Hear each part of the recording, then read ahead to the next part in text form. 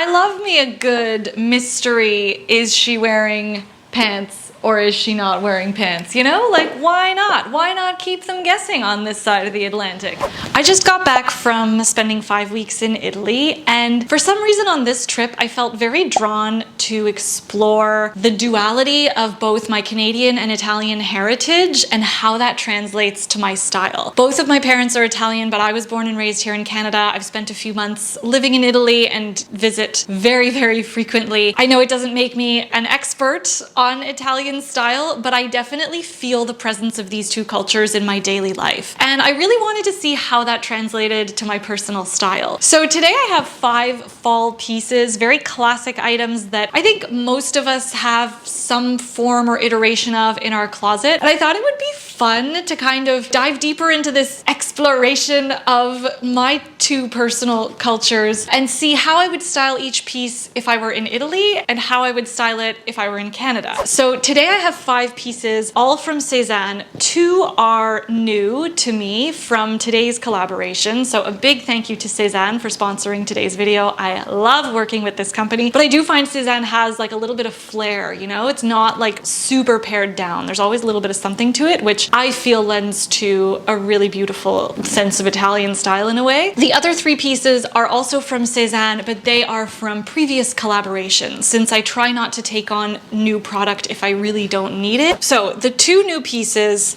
that I've got are the black Harlow skirt. I have really started to embrace showing off my legs, and I'm trying to do that in all seasons. So I've been wanting a leather mini or a textured mini so that in the winter I can pair this with nice tights and boots. So I'm really excited to style this. I have it in a size 34 on their website. For reference, I am typically a 26 waist in denim, and this is the perfect size for me. It fits really well. The second new piece that I've acquired is this fantastic charcoal sweater dress. It's called the Friha. I got a size small. Knitwear is such a staple for me. The other pieces, if you've been around for a while, you might recognize them. The Barry cardigan. This one is in a size small. Again, it's cut pretty boxy, so definitely no need to size up on that one if you like a boxier look. Le crop denim, I absolutely love these. These are a 34 as well. So for me, Cézanne, the bottoms seem pretty consistent with the 34. And then my last piece, the Damon trouser. These are so fantastic. I don't think you need these exact pieces in your closet. It's really about, do you have a sweater dress? Do you have a cardigan? Do you have a cool pair of jeans with a little bit of a wider leg? All of these things can be replicated with what you already have. However, I do have to say, I love all of these pieces. Before jumping into the looks and the styling, I want to just break down my perception and how I feel and want to dress when I'm dressing either in Canada or in Italy. And before we jump into even that, I have to say, full disclaimer, I am very, very, very well aware of the fact that you cannot generalize an entire population and pinpoint one specific style for them. I realize that every paese in Italy has its own specific style, and you cannot compare the clothing that someone would put on in Vancouver versus what they would wear in Quebec City. I fully understand this. So this breakdown and these interpretations are based on my own personal experience and how I feel when I am existing in these 2 places. We'll see. The Italians in the audience, lasciami sapere che pensi. Poi andiamo. Okay, so if I'm comparing and contrasting these 2 styles, in Canada, I immediately think of everything being a little bit more laid back, a little bit more chill. Me personally, I still like to have an outfit that's well put together, even if I'm running to the grocery store. But on the flip side, if I'm in Italy, I have a little less chill and a little more effort, if that makes sense. The second piece that I often think of is, again, that functionality versus flair. But this is where it does get a little bit complicated, because when I'm in Canada, I'm driving a whole lot more or taking public transpo a whole lot more. Whereas in Italy, I'll take the metro, but I will also be on foot a lot. So in Italy, there is really a heavier focus on balancing style and function. Whereas in Canada, ironically enough, even though I have the luxury of wearing perhaps a shoe that is a bit more uncomfortable because I don't have to walk so much, I still feel as though there is a heavier focus on simply being comfortable, being efficient. What do I have to think of less so that I can get going with my day? Finally, in Canada, in the fall, my focus and priority And even the overall vibe of a lot of my looks is cozy, comfortable. I want my clothes to protect me from the elements. I want them to feel, you know, like I'm being wrapped in a warm hug. So silhouettes are often softer, slouchier, whereas in Italy, I tend to want to embrace that bombshell vibe rather than that cozy factor. I think I would inject more of like an edge or a toughness, you know, and that's how that would translate. How good is this?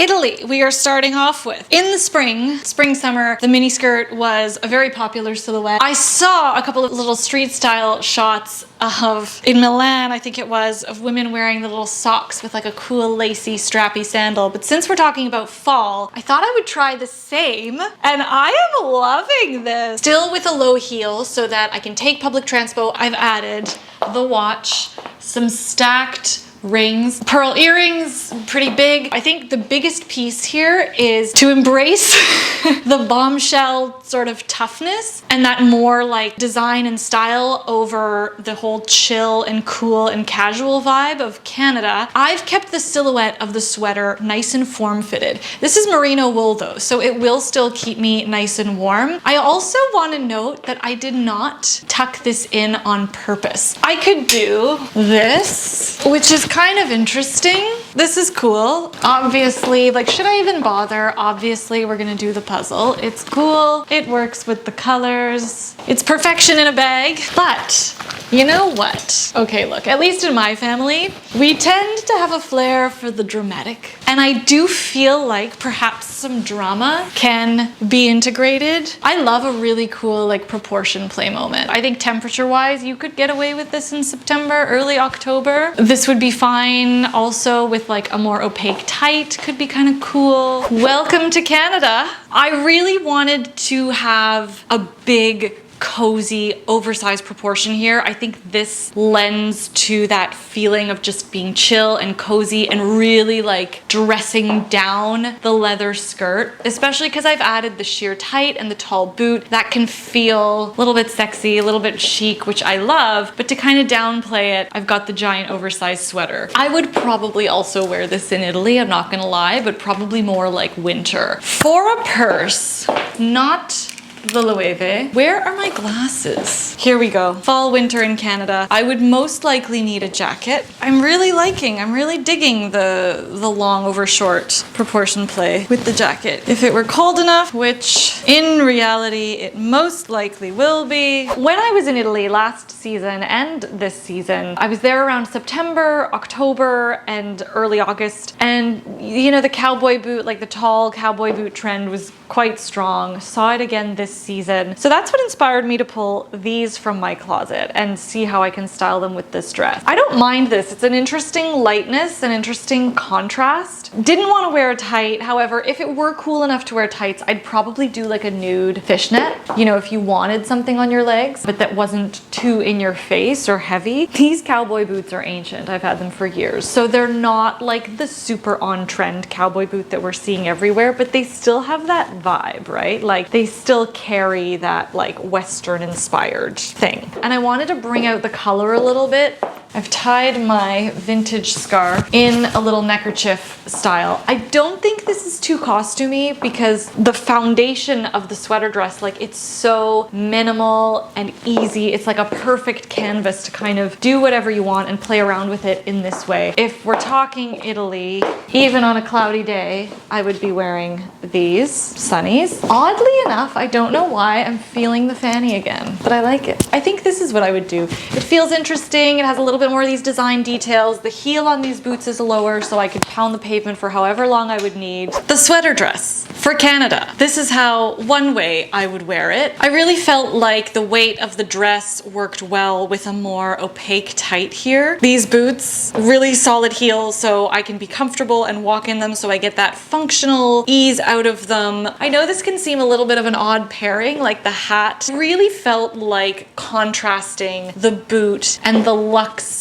feel of the sweater dress with things that were a little bit more sporty, a little bit more chill. So I have the hat and I grabbed the fanny pack. Oh, I like this. And I like the little proportion play between the short now over the long rather than exaggerating the oversized. Okay, I surprised myself with this one. This one would be like if I were living in Rome, you know, on a weekend doing an errand, something like that. I mean, I would probably wear these every day, but something a little bit more casual. This is what I would wear, and I surprised myself with the sneaker. Something that I really took in my last trip to Italy was like that playfulness, that hit of something unexpected in both life and in their outfits. And that's why instead of going with like a little flat as I had intended, or the little kitten heels, or the slingbacks, I threw on the running shoe, and I really felt like this provided that little bit of something unexpected. Loewe puzzle, easy peasy. I think this look is so ubiquitous. You could wear it pretty much anywhere, but I feel like that hit of unexpected, the super fitted tight waist, these elegant touches, the texture, the gold buckle, all of these things, I think they give it that little bit of extra dressiness. You know what I mean? I know this is like almost the same combination. It's in fact just a different iteration of the outfit formula. Denim, belt, and sweater. However, I do think it's these subtle differences that can bring an entirely different vibe to the outfit. And look, I would be totally comfortable wearing this in any situation because it's very me and I feel good in it, and ultimately that's what matters. But it does almost remind me a little bit of home. Everything is really fuzzy and cozy. Bag, I would go with the puzzle. I'm really feeling the softer tones, the kind of tonal looks, the grays, the browns all together. I think that makes it for a little bit of a softer look. The berry cardigan, one of my favorite pieces that I've had from Cézanne for a long time. And I was hesitant at first to style and wear this color for fall, but I actually think it's the perfect transitional piece, especially if we're looking at, you know, if I were living in a more like metropolitan city across the pond. I really fell in love with the Monteverde district when I was in Rome, so I'm gonna imagine that I'm there. And why I paired it with the leather skirt was that it adds that edge. It really adds that kind of toughness. The boots would be perhaps a little bit of a challenge, although these are really comfortable. They're a really solid heel. In terms of a purse, I almost feel, yeah, see,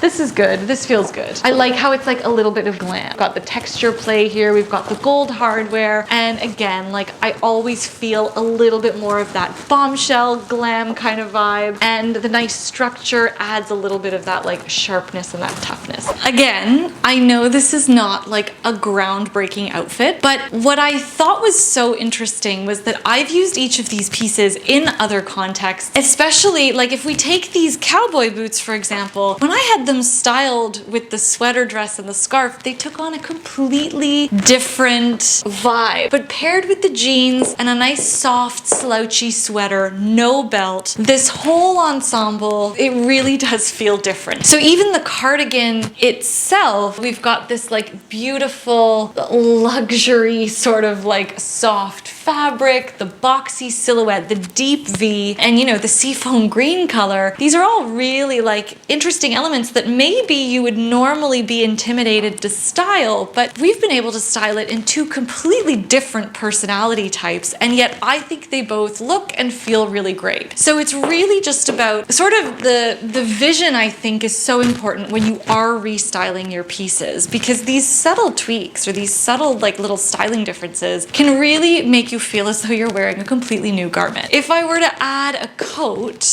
I would try and keep something like light and soft, just like this.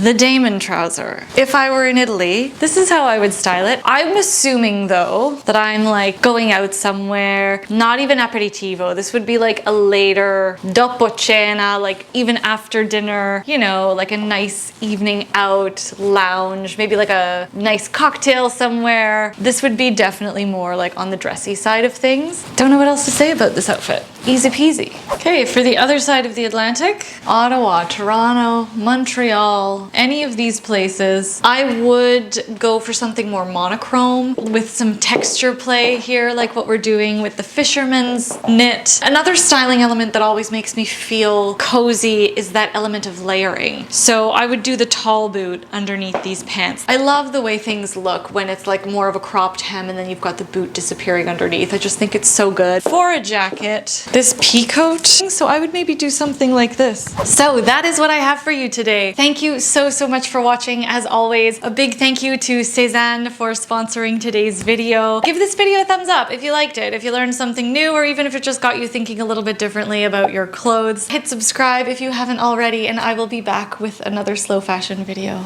Ciao!